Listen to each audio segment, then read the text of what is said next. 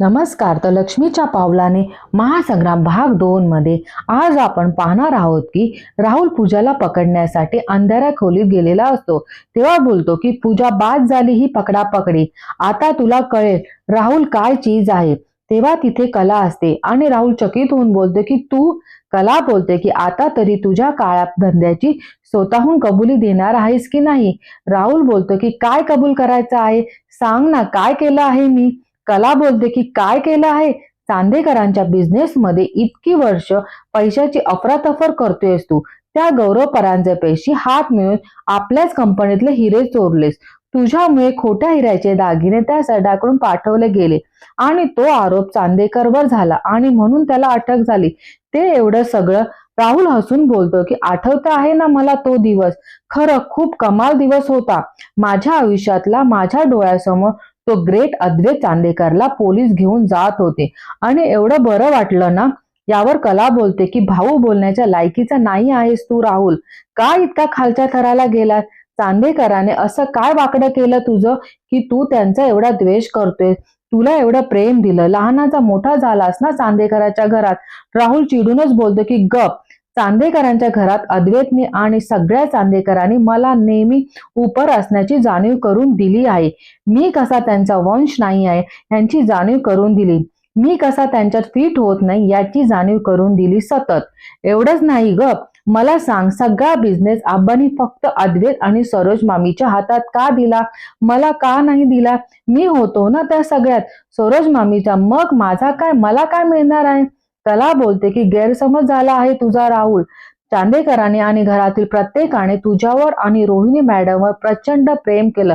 तुझे हे सगळे धंदे कळल्यानंतर त्यांना काय वाटणार आहे याची तुला कल्पनाही नाही आहे. पण तुला काय त्याचं. अरे असला भाऊ असण्यापेक्षा चांदेकरांना हा भाऊ नसता तरी चाललं असतं. कारण तुझ्यासारख्या नराधमानी चांदेकरांच्या घरात काय कुठेही जागा नाही आहे तुला. तेव्हा राहुल कलाला चूप करण्याचा प्रयत्न करतो. कला बोलते काय काय करशील. त्या पूजाशी कसा गैरव्यवहार केला तसा माझ्याशी वागशील, तुझ्या भावाच्या बायकोशी. तेव्हा राहुल बोलतो की पूजा, अच्छा हे सगळं तुला कळलं वाटतं. नाही पण कला मला सांग, हे सगळं तू सिद्ध कसं करणार आहे. काय म्हणजे तू उद्या काहीही बोलशील, ती पूजा येऊन काहीही बोलेल, पण तुमच्यावर विश्वास कोण ठेवणार आहे. पुरावे आहेत का तुमच्याकडे. सांग ना मला कसं सिद्ध करणार आहे. पुरावे आहेत का तुमच्याकडे. तेव्हा त्याच्या डोळ्यावरती प्रकाश पडतो. त्याचे सगळे पुरावे प्रोजेक्टर मध्ये सगळे रेकॉर्डिंग केलेलं असतं. कला बोलते की काय राहुल, मिळाले का पुरावे. हा बघ सगळं आहे याच्यात. तुझ्या पापाचा घडा आता भरला आहे राहुल. आता तुझा खेळ खल्लास. त्या दिवशी काय म्हणाला होतास तू मला. कला खरे ओपन चॅलेंज देतो. घे, पूर्ण केलं आहे मी तुझं चॅलेंज. आता तुला चांदेकरांना त्रास देण्यापासून मी थांबवणार. काय नाही केलं रे चांदेकरांनी तुझ्यासाठी. तुला एवढं प्रेम दिलं, घरात स्थान दिलं, तुझे सगळे छोटे मोठे गुन्हे पोटात घातले आणि तू राहुल, तू सगळ्या मर्यादा ओलांडलास. पण आता बस. आता तू फक्त चांदेकरांच्या घरात नाही, थेट तुरुंगात जाणार आहे. तू चांदेकरला अडकवलं होतं. राहुल बोलतो की योग्य नाही आहे, कारण पोलिसांपर्यंत ही क्लिप पोहोचवणारच नाही आहे आणि तो क्लिप काढण्याचा प्रयत्न करतो. तेव्हा राहुल कलाच्या कालाखाली मारणारच तितका तिथे अद्वैत येतो आणि राहुलचा हात पकडतो. माझ्या बायकोवर हात उचलण्याची तुझी हिंमत कशी झाली राहुल, बोल. आणि त्याच्या कानाखाली मारतो. राहुल बोलतो की दादा मी खरं सांगतोय. तेव्हा अद्वैत बोलतो की हे तुझं खरं रूप फक्त माझ्या समोर नाही, घरातल्या सगळ्यांना कळलं आहे. तेव्हा राहुल बघतो तेव्हा तिथे घरातली सर्व मंडळी असतात आणि तिथे अर्जुन आणि सायली सुद्धा असते. राहुल आबांकडे जातो आणि आबाला बोलतो की हे सर्व कलाने केलंय. तेव्हा आब्बा सुद्धा त्याच्या कानाखाली मारतात आणि बोलतात की गप राहुल, काय केलं हे तू. माझाच नातू आहेस ना. आणि आबा त्याला काठीने मारायला लागतात. तेव्हा अद्वैत तिथे मध्ये येतो आणि बोलतो की आबा तुम्ही स्वतःला त्रास करून का घेते. आबा तुम्ही ते संस्कार आमच्यावर सुद्धा केले आहे. त्याची लायकी नाही आहे तुमचा नातू म्हणून घेण्याची. कला बोलते की आजही हा सापडला नसता, पळून चालला होता, पण सायली आणि अर्जुन होते म्हणून सापडला. तेव्हा राहुल त्यांच्याकडे पाहतो. तेव्हा अर्जुन बोलतो की आठवलं का आजोबा, त्यांनी तुझ्याकडून पैसे घेतले नव्हते, कारण मला तुझे पैसे नाही, तुझं कन्फेशन हवं होतं. राहुल बोलतो की मी काहीही कन्फेस करणार नाही आहे, कारण तुम्ही सगळ्यांनी मिळून मला ट्रॅप केलं आहे. सरोज बोलते की तुला काय गरज होती असं वागण्याची राहुल. कला बोलते की मला आधी संशय आला होता. चांदेकरांवर खोटे हिरे पाठवल्याचा आरोप लावला तेव्हा मला पहिली शंका आली, पण भक्कम पुराव्याची मी वाट बघत होते. अद्वैत बोलतो की राहुल किती विश्वास ठेवला होता तुझ्यावर. तुझ्यामुळे मी खरे बरोबर भांडलो. पूजा समोर आली म्हणून सगळ्यांना पुरावा मिळाला. आबा बोलतो की अरे मी काय पाप केलं होतं म्हणून मला आज हा दिवस बघायला लागलाय.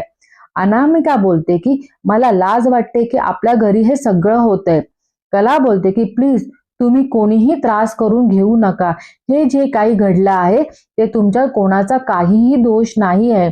तेव्हा राहुल ओरडूनच बोलतो की तू बोलायचं नाही हा, हे सगळं फक्त तुझ्यामुळे होते. तू भडकवला आहे सगळ्यांना.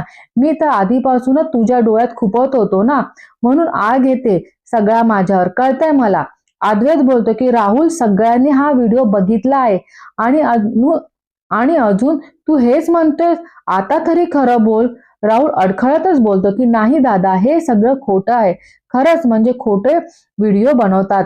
मी शपथ सांगतो मी नाही केलं हे सर्व दादा. खरंच तू विश्वास ठेव माझ्यावर. रोहिणी मनात बोलते की हा सगळा काय घोळ करून ठेवला आहे राहुलने. आता मी काही बोलले नाही तर सगळे माझ्यावरच येईल. रोहिणी राहुलच्या कानाखाली देते आणि बोलते की मूर्ख, काय केलं आहेस तू. एवढी मोठी फसवणूक केली आहे सगळ्यांची. बघतोयस ना सगळ्यांना किती त्रास होते. माझ्या डॅडची अवस्था बघ, सगळं तुझ्यामुळे झालंय. अरे किती खोटारडेपणा केला आहे तू. तुझी लायकीच नाही आहे माझा मुलगा म्हणून घेण्याची. इनफॅक्ट मला लाज वाटते, तू माझा मुलगा आहेस. तू किती खोटा आहेस ना. सगळ्यांना आज दिसला हा एक नंबरचा खोटारडा माणूस आहे. हा कोणी त्याच्यावर विश्वास ठेवायचा नाही. आणि डॅड तुम्ही एक काम करा, याला ना तुम्ही घरातून बाहेर काढा. राहुल बोलतो की मम्मा तू का बोलतेस.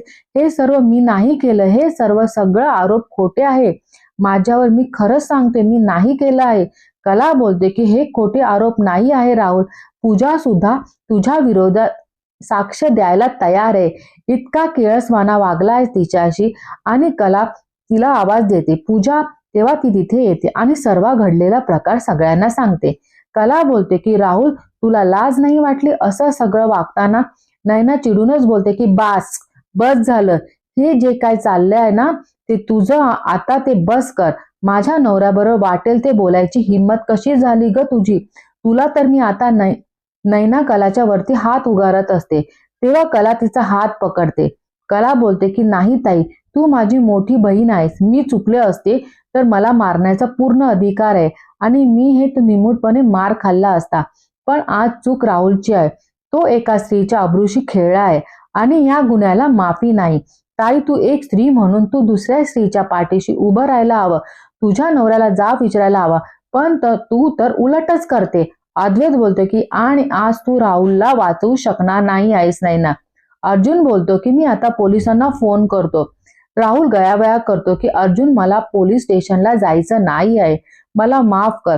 ऐक ना, मला सगळ्यांनी माफ करा. माझी चूक झाली. मी नाही करणार असं मी खरं सांगतोय. शपथ मला पोलीस स्टेशन मध्ये नाही जायचे. असं बोलून तो बंदूक काढतो आणि कलाच्या डोक्यावरती ठेवतो आणि तो तिथून तिला घेऊन जात असतो. तेव्हा अद्वैतला गोळी मारण्याचा प्रयत्न करतो पण राहुलचा नेम चुकतो. तेव्हा कला बोलते की राहुल तू जे सांगशील ते मी करेल, पण तू आधी अद्वैतला काही करू नकोस. राहुल बोलते की तू गाडी चालव आणि गाडीमध्ये कला बसते आणि राहुल कला घेऊन जातो.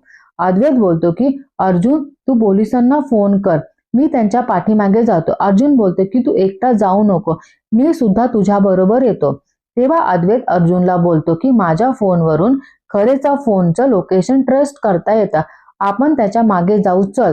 अर्जुन बोलतो की छानच, आपण त्यांचं लोकेशन ट्रेस करूया आणि तिघेजण गाडीतून बसून निघून जातात. अर्जुन गाडी चालवत असतो तेव्हा बोलतो की गाडी लेफ्टला का जाते. तेव्हा अद्वैत बोलतो की गाडी पंक्चर झाली असेल. तेव्हा ते बघतात तेव्हा ती गाडी खरंच पंक्चर झालेली असते.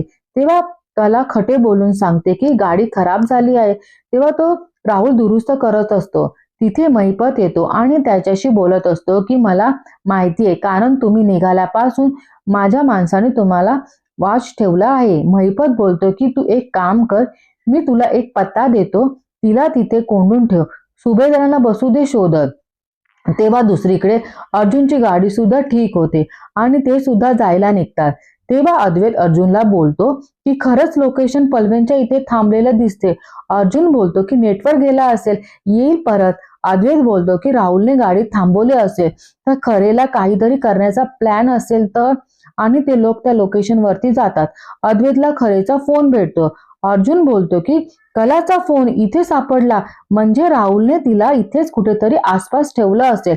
आपण इथे शोधूया. पण ती काही सापडत नाही. तेव्हा अर्जुन बोलतो की आपण घरी जाऊया. आजचा भाग इथे संपतो. धन्यवाद.